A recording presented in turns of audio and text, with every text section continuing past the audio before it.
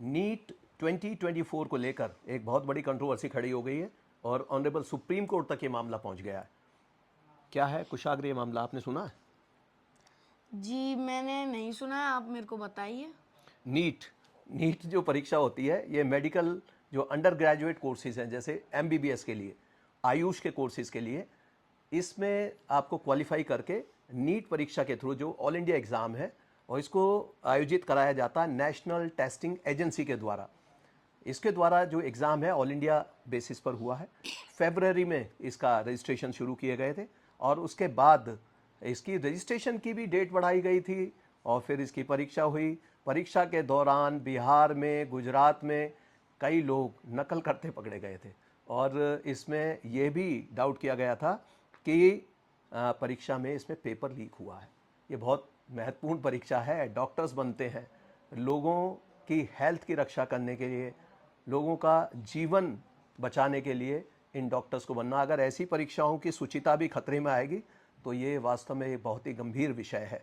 इसे लेकर आपने देखा होगा कि जो फिजिक्स वाला के फाउंडर हैं अलक पांडे, उन्होंने भी सुप्रीम कोर्ट में अप्रोच किया, लेकिन वो 1 जून का मामला था और उसमें इन लोगों ने लगाया था, पेपर लीक होने का एक आधार बनाया था। लेकिन अब जो मामला है वो आया है रिजल्ट को लेकर। रिजल्ट क्या हुआ? इसका रिजल्ट 14 तारीख को आना था, 14 जून को, लेकिन 4 जून को, और ऐसे समय में इसको डिक्लेयर किया गया। इधर लोकसभा के परिणाम आ रहे थे, उधर नीट के परिणाम देने शुरू कर दिए और इसमें हेरा फेरी की खबरें बहुत सारी हैं। सबसे पहला जो इसमें आरोप लगाया गया है, इसमें कहा गया है कि 720 मार्क्स टॉपर्स के आए हैं और उनमें 67 टॉपर्स हैं और 67 टॉपर्स में भी सबसे ज़्यादा टॉपर एक ही सेंटर, जो झज्जर का कोई सेंटर है, उसमें 8 स्टूडेंट बता दिए कि एक साथ एक ही जगह, संभवतः उन्होंने एक ही कमरे में या एक ही हॉल में बैठ कर परीक्षा दी है। तो ये इस तरह का जो परीक्षा परिणाम आया है ये वास्तव में बड़ा सरप्राइजिंग है।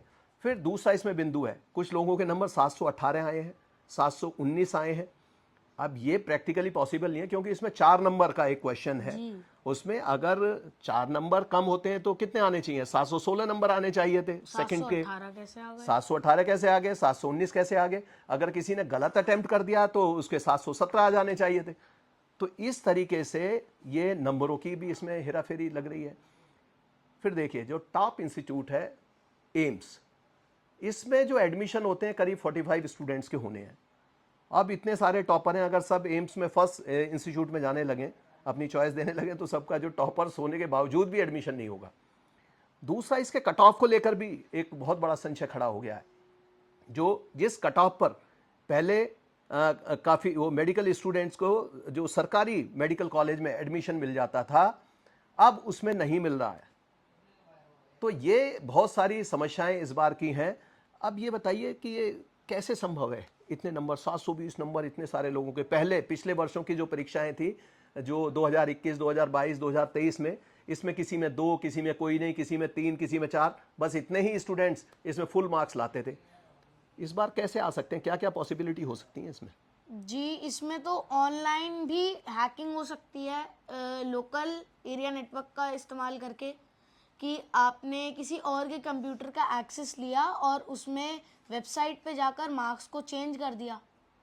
लेकिन ये देखिए, ये तो ऑनलाइन परीक्षा के बारे में है। ऑनलाइन परीक्षा में ये आप सही कह रहे हैं कि हेराफेरी करने के साधन हो सकते हैं कि बहुत सारे प्राइवेट कॉलेजेस होते हैं, वो अपना अगर जो इंटरनेट जो उसका अपना जो भी है, उसको अगर वो हैक अपनी विलिंगली करा दें, तो हो सकता है कोई दूर बैठकर पूरा जिसको स्क्रून अपना जो अपने पास ले लिया और उसके ऊपर वो कुछ भी जो है एग्ज़ाम में सॉल्यूशन करने के लिए कुछ लोग बिठा लिए और सॉल्यूशन कर रहे हैं। ऑनलाइन परीक्षा में संभव है। दूसरा, लोकल एरिया नेटवर्क बनाया जा सकता है। अगर कोई इंटरनेट से कनेक्टेड नहीं है तो वहीं पर पता चला कि हॉल के नीचे ही कोई एक तहखाना है, उसमें कुछ लोग बिठा लिए और वो वहाँ से वो उसको सॉल्व कर रहे हैं, तो ये भी संभव हो सकता है। लेकिन ये OMR शीट की ऑफलाइन परीक्षा है, तो ऑफलाइन परीक्षा में जो मेरा विचार है उसमें लगता है कि ये केवल पेपर लीक होना एक बहुत बड़ा कारण हो सकता है। जी पेपर लीक होने की क्योंकि संभावना इसलिए भी ज़्यादा अधिक है कि बिहार में कुछ लोग इसको पकड़े गए हैं, गुजरात में कुछ लोग इसमें पकड़े गए हैं और बहुत सारे गैंग हैं जो एक्टिव रहते हैं। मैंने इलाहाबाद में ये देखते हुए कि वहाँ STF अक्सर ऐसे गैंग्स को पकड़ लेती थी और उनका कनेक्शन बहुत सारा जो ईस्टर्न यूपी, बिहार, गुजरात, आसपास के स्टेट से हुआ करता था, मध्य प्रदेश। तो ये इस तरह के गैंग बहुत एक्टिव हैं। इस बार संभवतः कोई नेशनल ऐसी कोई एजेंसी ने इनको गिरफ्तारी करने के लिए शायद कोई इस तरह की प्रिवेंटिव अरेस्ट नहीं हुई। एसटीएफ यूपी की अक्सर इस तरह की प्रिवेंटिव अरेस्ट करती है, जिससे गैंग्स डरने लगते हैं। दूसरा इसमें मामला देखिए, इसको पॉलिटिकली भी बहुत ज़्यादा हाईलाइट किया जा चुका है। इसमें राहुल गांधी जी ने इसमें बयान दिया कि वो पार्लियामेंट में इन बच्चों की समस्या को उठाएंगे। आम आदमी पार्टी के संजय सिंह ने भी इसके बारे में कहा है कि वो भी इस मुद्दे को उठाएंगे। इससे पहले जो स्टालिन है मुख्यमंत्री तमिलनाडु के, वो तो पहले ही नीट का विरोध करते रहे। उन्होंने कहा कि ये सब राज्य स्तर पर होनी चाहिए, इस तरह की परीक्षाएं, इनमें हेराफेरी की संभावनाएं बढ़ती हैं। नेशनल टेस्टिंग एजेंसी की साख बिल्कुल खतरे में है। आईआईटी की इससे भी बड़ी परीक्षा होती है, काफ़ी लोग अपीयर होते हैं, उसमें अभी तक इस तरह के मामले सामने नहीं आए हैं। तो इस तरह के कुछ फूल प्रूफ मैकेनिज्म इसका बनाना पड़ेगा। और मैं तो पर्सनली ये चाहता हूँ कि इसमें कोई वैसी हो सकता है कोई ह्यूमन एरर हुई हो, कुछ गड़बड़ी किसी लेवल से होगी जिसको अब मानने के लिए कोई तैयार नहीं जी, ये है। भी अच्छा है कि ह्यूमन एरर ही निकले, क्योंकि इससे कम से कम स्टूडेंट्स का इन परीक्षाओं की शुचिता के प्रति एक विश्वास बना रहेगा। जी। ये ऐसी परीक्षाएं हैं जो ऑल इंडिया लेवल की हैं, जो टॉप जो प्रोफेशंस हैं उनके लिए आयोजित की जा रही हैं। अगर इनमें भी हेराफेरी होने लगेगी तो आम जनता का, आम स्टूडेंट्स का इन परीक्षाओं से विश्वास ही उड़ जाएगा। अब इसके लिए क्या सॉल्यूशन हो सकता है? जब इतने सारे टॉपर्स हैं तो मुझे लगता है कि एक और जैसे एडवांस परीक्षा होती है आईआईटी की, इस तरह की कोई एडवांस परीक्षा करा ली जाए जिससे कि ये टेस्टिंग हो जाए। जी, ये होना तो चाहिए। और दूसरा, इंटरव्यू तो और भी खतरनाक होता है। इंटरव्यू में नेपोटिज्म के बड़े सारे आरोप लगते हैं, लेकिन अब कुछ ना कुछ इसका इलाज सोचना होगा। परीक्षा रद्द करना या परीक्षा को फिर दोबारा किसी और एजेंसी से कराना, ये लगता है कि ये पॉसिबल समाधान इसके हो सकते हैं। लेकिन अभी जो स्थिति है उसको देखकर, क्योंकि ये लेट हो जाएगा, फिर सेशन लेट हो जाएगा एडमिशन के लिए, तो बच्चों का ये लॉस तो हो ही रहा है। इसमें कई मैं इंटरव्यू देख रहा हूँ जो अभी तक जो है सोशल मीडिया पर आ रहे हैं। कई लोगों ने कहा है कि जब जिन बच्चों के टॉपर्स में नंबर आए हैं, 720 नंबर आए हैं, उन लोगों के जब एग्ज़ाम वहाँ पर होते थे, जिन इंस्टीट्यूट्स में वो प्रैक्टिस कर रहे थे या उसकी तैयारी कर रहे थे, वहाँ भी उनके इतने नंबर नहीं आए, कभी भी 100% मार्क्स नहीं आए उनके। तो एक बार जब सीबीआई जैसी एजेंसी से मैं चाहूँगा कि इसकी जांच होनी चाहिए। सीबीआई जब इन्वेस्टिगेट करेगी तो बाल की खाल निकाल लेगी, और ऐसे जो गैंग्स हैं या जिसने भी हेराफेरी की होगी उसको ज़रूर बुक करेगी। तो यही समाधान इसका लगता है। लेकिन जो एजेंसीज़ हैं जिनको ये जिम्मेदारी की गई है, उनको वास्तव में बहुत ज़्यादा जिम्मेदारी से काम करना चाहिए ताकि इस तरह का मौका ना मिले। और आपके कोई सुझाव हो तो बताइए कुशाग्र, क्या हो सकता है? जी, जब ऑनलाइन एग्ज़ाम्स होते हैं, इन वेबसाइट्स में यूजुअली सेफ्टी फीचर्स को हटा देते हैं। सस्ता बनाने के लिए इन सबको यूज़ नहीं करते।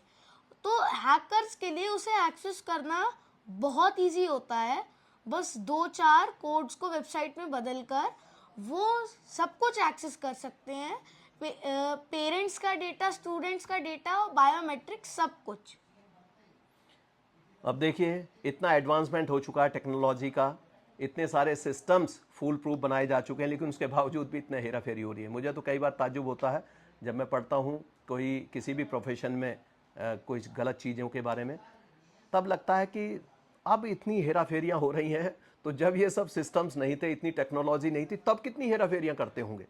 मुझे लगता है ये जो अंडर प्रिविलेज, जो गरीब बच्चे हैं, वो वास्तव में वो सबसे बड़े सफ़रर हैं इसके लिए, क्योंकि ना तो वो कोचिंग का कोई अपनी क्लासेस उसमें अफोर्ड कर सकते हैं, और ना ही वो ये जो हेरा फेरी का सिस्टम है जिसमें पेपर खरीदे जाते हैं या पेपर लीक किए जा रहे हैं, ना ही वो उसमें उनकी एक्सेस होती है।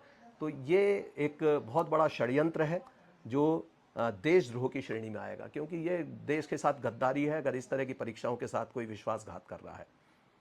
तो इस तरह के वीडियोस के लिए देखते रहिए लॉ प्रेम प्रकाश। धन्यवाद। जय हिंद। Thank you.